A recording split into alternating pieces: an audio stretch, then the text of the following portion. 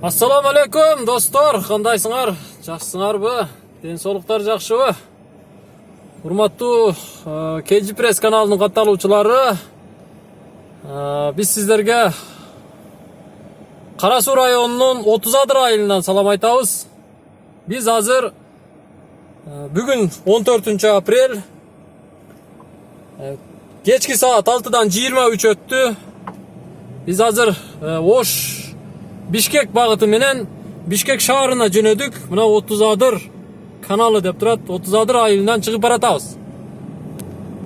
Сиздер биздин канал менен бирге болуп туруңуздар. Биз Ош шаарынан Бишкекке чейинки жолдо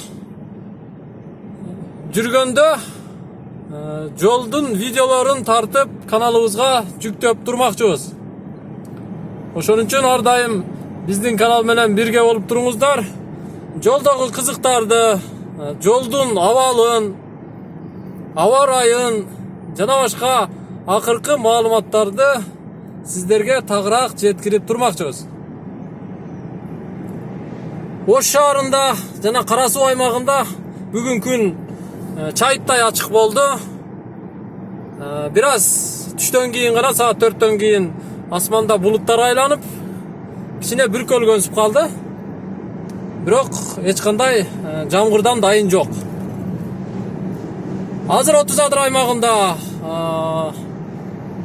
талааларда эгин иштери жүрүп атат, талаа иштери жүрүп атат. Дыйкандар катуу иштеп атат. Күздүк буудайларды жана күздүк эгиндердин бардыгын эгип бүткөн. Даже алар жер бетине чыгып көгөрүп калган. Азыр пахта, семичке, мака, жүгөрү дегендей. Мына ушундай эгиндерди талаага эгип жатышат. Андан сырткары кээ бир дыйкандар үй астына жана талааларга помидор, дарбыз, капуста сыяктуу мөмө жемиштерди дагы эгип тигип жатышат. 30 Адыр дарбыз менен дүйнөгө белгилүү деп коет. Мына ушул 30 Адырды көрбөгөн билбегендер болсо бир маалыматты айтып коелу. 30 Адыр аймагы өзүнүн жеринин берекелүүлүгү жана дарбыздын мол түшүмдүүлүгү менен белгилүү.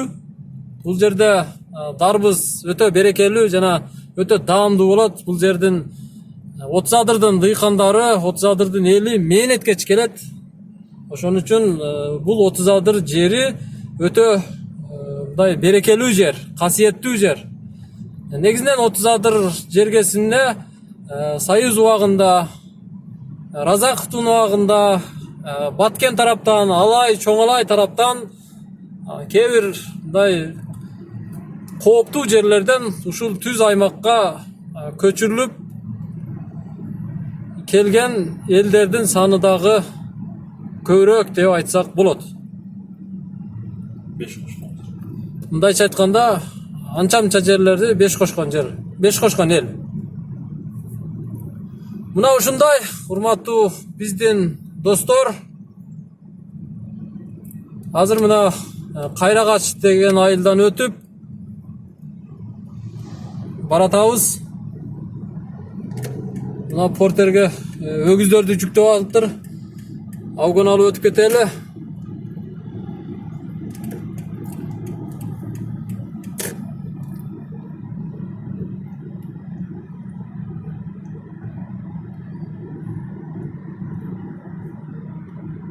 Мына оң жактагы айылга кайсы бир жылдары Алай районунда катуу жер көчкү жүрүп, Акаевдин убагында. Мына ошол кайсы бир айылдан ушул жерге, ошол жер көчкү болгон жерден элдер көчүрүлүп келип ушул жерге жайгаштырылган. Так. Мына Hyundai XD Elantra деген машина. Башкача авгон алып өттү бизден. Өтө шашып баратат окшойт. номери 285 Ош шаарына карайт экен.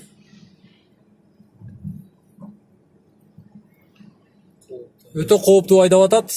Интервал сактабай атат. Алдыдагы Toyota RAV4ге интервал сактабай. Мындайча айтканда, орусча айтканда аварийная ситуация создавать этип атат.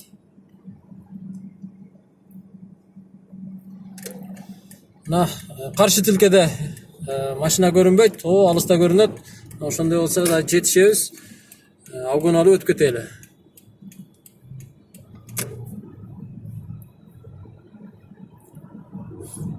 Мына Садырбай айылы мына оң жакта. Садырбай айылынан өтүп баратабыз. Садырбай айылынан жогору чыкканда, ушул сай ичи менен Эшме айылына, андан сырткары Топтерек же болбосо Лангар айылынын сол жагындагы Капчыгай, тагыраак айтканда Миялы айылына барса болот. Ал жерде суу бираз тартышыраак болгон, жашоо кыйыныраак болгон айыл. Мына 30 адыр деп, адыр көп бул жерде. Ошон үчүн 30 адыр деп айтылса керек.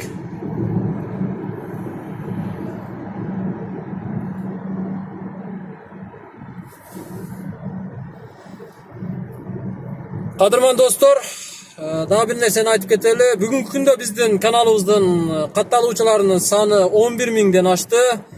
Бул 11.000 подписчик 3 ай аралыгында биздин каналга жазылды.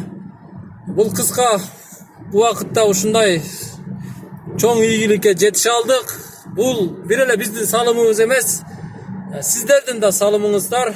Биздин канал буюрса келечекте жакшы бир популярдуу, элге тез маалымат жеткирген жана так оперативдүү маалымат жеткирген каналдардын бири болот деген ойдобуз.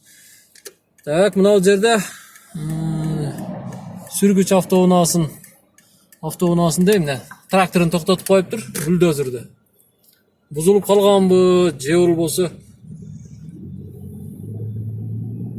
күйүүчү май түгөп калганбы? Мына бул B1751 AB маркасындагы Mercedes-Benz бусу дугускат экен. Оң жагынан эле коркпой этпей обгон кылып өтүп кетти. Бул машиналар өтө катуу жүрөт. Суу самырдан жүргөндө жаныңдан обгон алып өтсө, кетип аткан машинаңды кыймылдата коет.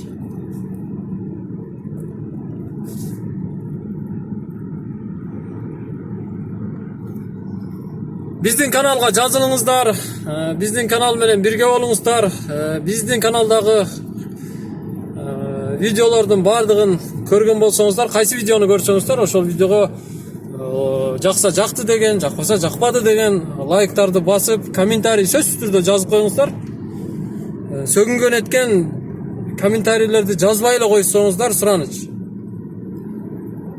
Анткени биздин кыргыз элибиз ыймандуу, маданияттуу эл болуп саналат.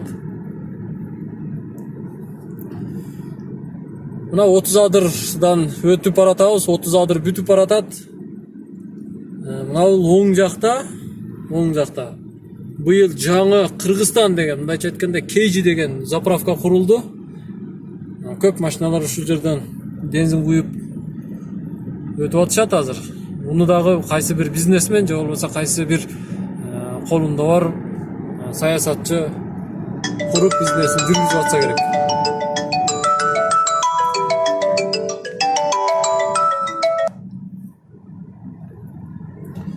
Азыр биз жаңарык айыл өкмөтүнө кире бериш жерден бул видеобузду токтотобуз.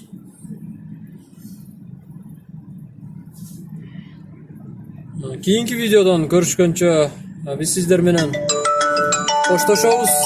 Ар дайым биз менен бирге болуңуздар. Биз азыр жаңарык айыл аймагына жетейин деп калдык. Азыр ушул жерден подъемдон түшсөк эле ал жагы жаңарык, мындайча айтканда Өзгөн районуна кирип барабыз. Жаңарык бирок Кара Суу районуна карайт.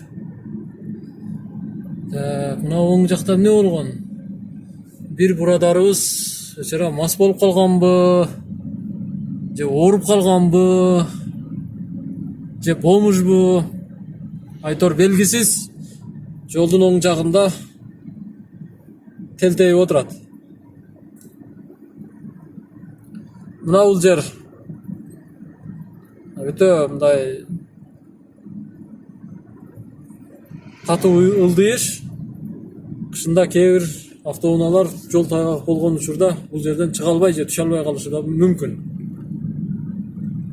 Мына бул азыр сиздер көрүп аткан айыл Кара Суу районунун жаңарык айыл аймагы.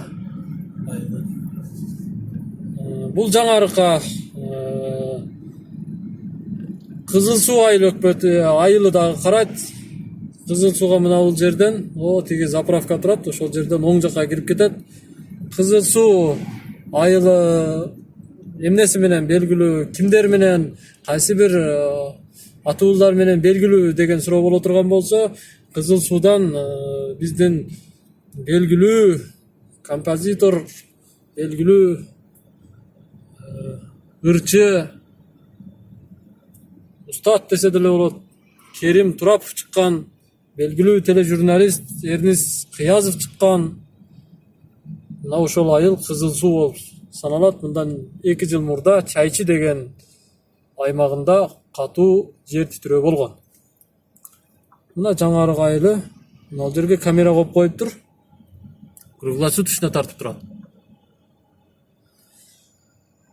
Биз ушуну менен дагы бир жолу сиздер менен кош айтышабыз. Сак саламатта болуңуздар. Биздин каналды зерикпей көрүп туруңуздар аягына чейин. Биз сиздер менен Өзгөн шаарынан көрүшөбүз.